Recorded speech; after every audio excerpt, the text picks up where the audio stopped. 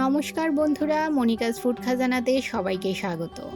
বন্ধুরা, সামনেই গণেশ চতুর্থী, আর এই দিনে আমরা নানা রকম মিষ্টি নৈবেদ্য ঠাকুরকে নিবেদন করে থাকি। আজ তৈরি করব গণেশ চতুর্থী স্পেশাল মহারাষ্ট্রের ট্রেডিশনাল ওকরেচি মোদক। গণেশ ঠাকুরের প্রিয় এই মোদক সামান্য কিছু উপকরণ দিয়ে খুব কম সময়ে সহজেই তৈরি করে নিতে পারবেন। মোল ছাড়া কীভাবে মোদক তৈরি করা যায় সেটাই আজ আমি আপনাদের সঙ্গে শেয়ার করব। ভিডিওটি স্কিপ না করে পুরো ভিডিওটি শেষ পর্যন্ত দেখার অনুরোধ রইল। আশা করছি আজকের রেসিপি সবার ভালো লাগবে। প্রথমে এই মোদকের জন্য ডো তৈরি করে নেব। এর জন্য কড়াইতে দিয়ে দিলাম 1.5 কাপ পরিমাণ জল গরম হতে শুরু করলে এতে দিয়ে দেব 1 চামচ ঘি ও সামান্য নুন। জলের সঙ্গে মিশিয়ে নিয়ে এতে দিয়ে দিলাম 1 কাপ পরিমাণ চালের আটা। নেড়ে চেড়ে ভালো করে মিশিয়ে নেব। আমার চ্যানেলে নতুন বন্ধু হয়ে থাকলে চ্যানেলটি সাবস্ক্রাইব করে পাশে থাকা বেল আইকনটি প্রেস করুন আর নোটিফিকেশন অল করুন পরবর্তী ভিডিওর আপডেট পেতে।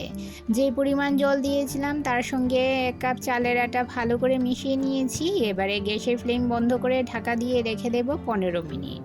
15 মিনিট গরম থাকা অবস্থায় ঢেকে রাখার ফলে এর ভেতরে যে ভাপ হবে তাতে এই চালের আটাটা আরও নরম হয়ে যাবে।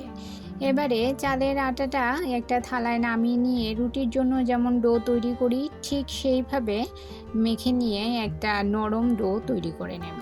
বন্ধুরা, যারা আমার ভিডিওটি এই পর্যন্ত ধৈর্য সহকারে দেখছেন অথচ একটা লাইক দিতে ভুলে গেছেন, তাদের কাছে অনুরোধ, প্লিজ একটা লাইক দিয়ে ভিডিওটি কন্টিনিউ করুন। আপনার একটা লাইক পৌঁছে দিতে পারে আমার রেসিপি আরও বহু মানুষের কাছে।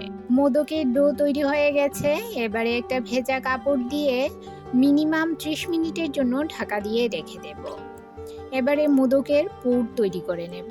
একটা কড়াই বসিয়ে 1 টেবিল চামচ ঘি গরম করে নিয়েছি। এতে দিয়ে দিলাম 1 কাপ কুড়ুনো নারকেল। সামান্য নেড়ে নিয়ে দিয়ে দিলাম 1/2 কাপ পরিমাণ আখের গুড়। নারকেল ও গুড় ভালো করে নেড়ে চেড়ে মিশিয়ে নেব। ভিডিওটি ভালো লাগলে চ্যানেলটি সাবস্ক্রাইব করে দেবেন বন্ধুরা, আর কমেন্টে পাশে আছি, বন্ধু হয়েছি বা এত নাম্বার বন্ধু এসব কিছু লিখবেন না, এতে আপনার আমার দুজনেরই চ্যানেলের ক্ষতি। এতে সাবস্ক্রাইবার কেটে নেয় আর ওয়াচ টাইমও কেটে যায়। ফ্লেভারের জন্য দিয়ে দিলাম 2 এলাচ কুচি আর দিয়ে দিলাম 1 চামচ পেস্তা কুচি, 1 চামচ কুচনো আলমন্ড আর 1 টেবিল চামচ কাজু বাদাম। আপনারা আপনাদের পছন্দ মতো বাদাম ব্যবহার করতে পারেন। এবারে সব কিছু মিশিয়ে নিয়ে 5 মিনিট মিডিয়াম ফ্লেমে নেড়ে নেব।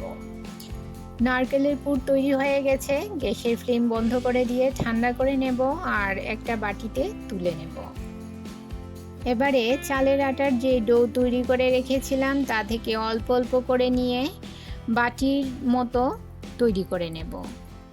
বন্ধুরা, যারা আমার চ্যানেলটি সাবস্ক্রাইব করে আমার পাশে আছেন আর ভিডিওটি প্রথম থেকে শেষ পর্যন্ত ফুল ওয়াচ করছেন, তাদেরকে অসংখ্য ধন্যবাদ। আর যারা নতুন বন্ধু, অবশ্যই 24 ঘন্টা অপেক্ষা করবেন। 24 ঘন্টা পর আমি আসবো আপনার চ্যানেলটি ভিজিট করে আপনার পরিবারের সদস্য হওয়ার জন্য। এই যে দেখুন, বাটির মতো তৈরি করে নিয়েছি। এবারে নারকেলের পুর এর মধ্যে দিয়ে বাটির মুখ বন্ধ করে মোদকের শেপে গড়ে নেব। যাদের কাছে মোল্ড নেই তারা এইভাবে হাতের সাহায্যে মোদক তৈরি করে নিতে পারেন। কোনো ঝামেলা নেই, খুব সহজেই তৈরি করে নেওয়া যায়।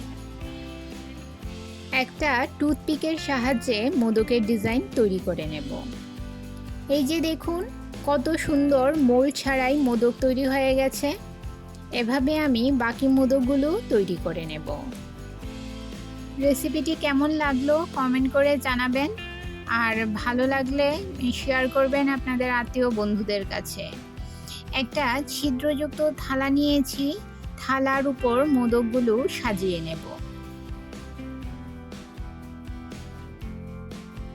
গ্যাসের চুলায় একটা পাত্রে কিছুটা জল গরম করে নিয়েছি। এবারে মোদকের থালাটা এর উপর বসিয়ে ঢাকা দিয়ে 5 মিনিট মিডিয়াম ফ্লেমে স্টিম করে নেব। 5 মিনিট পর দেখুন, খুব সুন্দর মোদকগুলো তৈরি হয়ে গেছে। এবারে গ্যাসের ফ্লেম বন্ধ করে নামিয়ে ঠান্ডা করে নেব। দেখার সৌন্দর্যের জন্য মোদকগুলো সামান্য ডেকোরেশন করে নেব। 2 চামচ গরম দুধে 1 পিঞ্চ জাফরান ভিজিয়ে রেখেছিলাম। একটা চামচ দিয়ে মোদকগুলোর উপর 1 ড্রপ করে জাফরানে ভেজানো দুধটা ঢেলে দেব।